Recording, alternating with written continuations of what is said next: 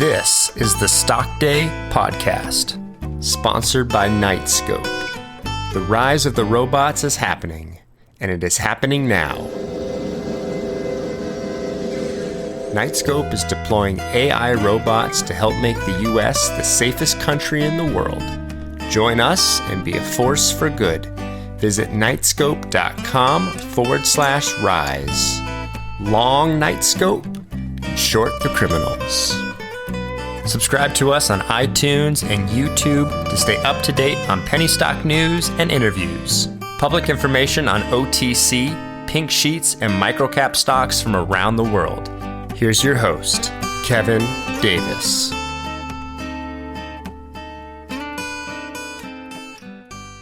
On today's show, we're bringing back a returning company. They were last with us in September of 2021. Name of the company is CLS Holdings. They trade on the OTCQB under the ticker symbol CLSH. With us today is the company's CEO, Mr. Andrew Glashow. Andrew, welcome back to the podcast. Thank you very much. Looking forward to it. Oh, as am I. Moving forward, it's been a little bit since we've had you on the podcast. So for my new listeners, give us an about statement. For my old listeners, tell us what you've been up to since September of 2021. Oh, goodness. We've been up to an awful lot. So, the cannabis world never stops. Plants never stop growing and people never stop, coming to shop. So, we've been through this whole COVID experiment or experience, I should say. And in that period of time, we saw cannabis become, a big part of people's lives, coping and dealing medicinally, as well as, adult use. We also see more and more people utilizing cannabis as opposed to alcohol. So, we have just continued to block and tackle, and the business has grown very nicely. All our growth has been organic, so we have not made any acquisitions. We are in a pretty good space right now because we're small, we're nimble, we're able to take care of our customers on the wholesale side as well as the retail side. Wonderful. One of the things that, in my opinion, has significantly changed since we last talked to you about 2 years ago is artificial intelligence. We have all these, bots and, just all kinds of crazy things that are happening today in 2023. What AI solutions has your business engaged to help grow?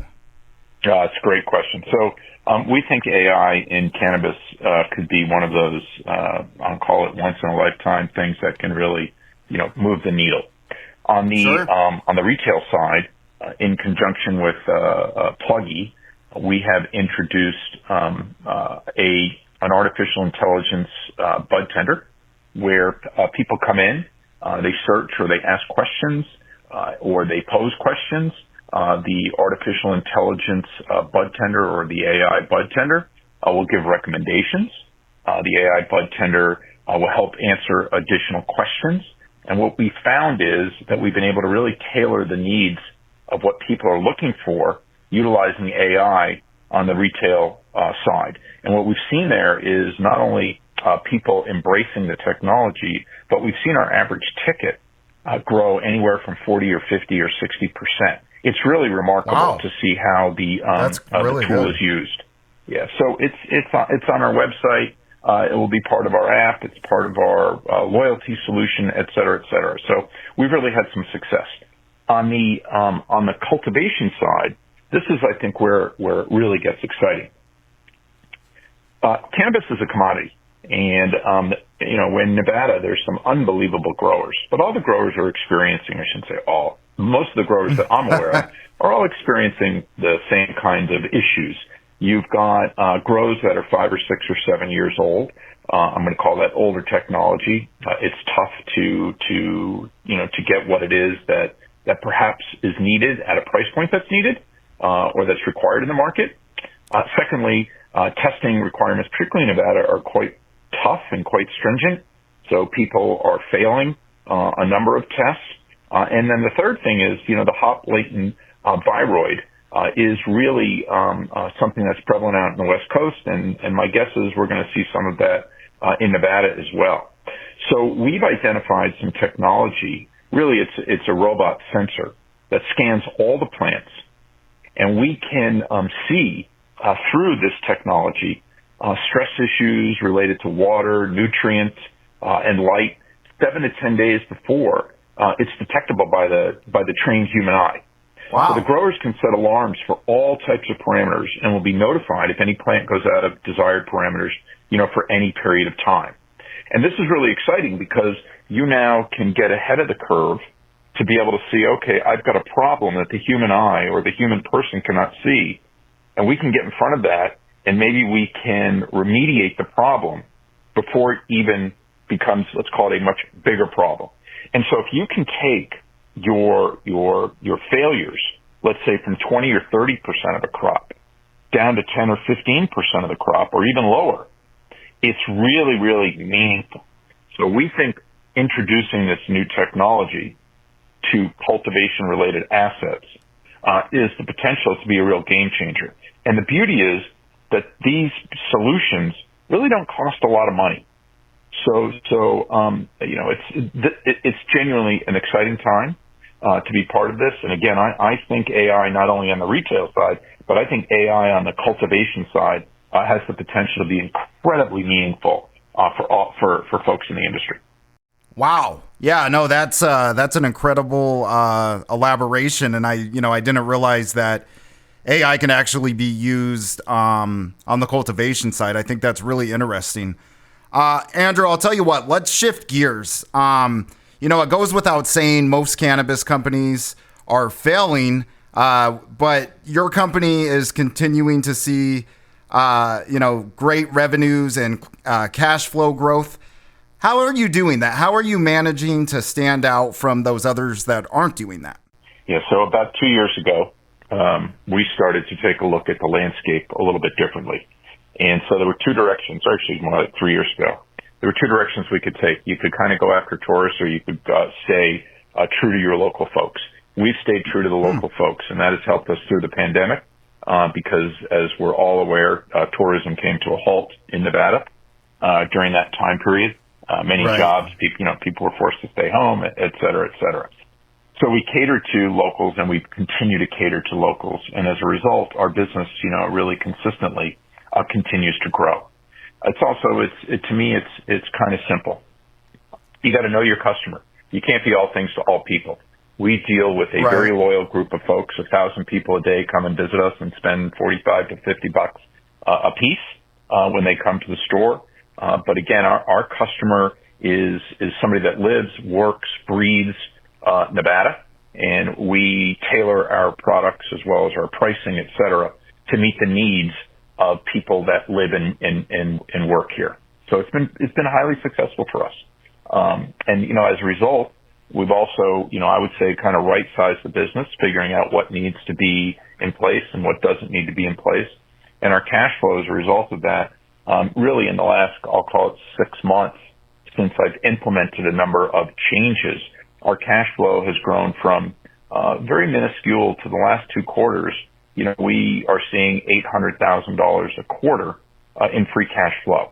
So it enables us to pay our bills, enables us to pay down our debt without having to go back to the capital markets. And I've tried to be very sensitive to folks because the stock is cheap, just like everybody else's stock is cheap in this space. So I've tried to be very sensitive to try to, the best I possibly can, to preserve the equity value in this company. Andrew, let's talk about loyal in terms of customer retention. You kind of touched on it. Can you tell me what your current customer retention rate is? And 95%. Wow, 95%. How are you doing that? How are you keeping these guys and gals coming back? So the big thing for us is, we've got a really robust loyalty program in conjunction with a third-party vendor by the name of Springbig. And this has been the most effective, I'm going to call it, outreach marketing campaign. And we've been with them for well over 5 years. We've established a very, very substantial database of loyal people. And we just consistently give those people, our customers whom we love, we consistently give our customers the best products at the best possible prices. And also, I think this is significant, we're always trying to give folks variety. We are never going to just sell one particular product. Wow. Yeah, you know, and I know that you have really reduced your debt dramatically. What is your plan moving forward to continue that? Yeah, so it's a great question. So we've taken debt, or I've taken debt. The company has taken debt, however you want to phrase it. It was really a big initiative of mine when I took over as chairman and CEO, was to reduce the debt, because we were much too heavy as far as debt goes. And so we've taken that from about $23.5 million to sub $10 million in the past really 12 months. And we've done this through some restructuring, but mostly we've done this through existing cash flow. And right now we are on pace to pay down debt again through existing cash flow to the tune of about $200,000 a month. Wow. It's my goal at the end of this calendar year to see debt at around $7 million. And it's my goal by the end of the next calendar year, 2024, I'd like to see debt around $3 or $4 million. And I think we'll get there. And I think at $3 or $4 million, we can, that's probably the level of debt that is very comfortable and easy for us to maintain. And we're rapidly on our way there. Wow. Folks, you've been listening to Andrew Glashow. He is the CEO of CLS Holdings. They trade on the OTCQB under the ticker symbol CLSH. I'll tell you what, Andrew, we were going over a lot of deep content in this interview. Can you please tell our listeners your website and where they can go outside of this podcast to find out more information about your company? Yeah, sure. You can go to CLSholdingsinc.com or CLSholdings.com. You can also go to our subsidiary websites, Oasis Cannabis or Oasis Cannabis Dispensary.com in Las Vegas, and also our wholesale brand, which is the number one brand in Nevada, called City Trees, and that's at citytrees.com. Wonderful. I appreciate you helping me with those housekeeping items. I'll tell you what, before we shake hands and go home for today, what is the takeaway from today's interview? It's been a while since we've had you on the podcast. What do you want to leave your listeners and shareholders with as a takeaway from today? We are executing.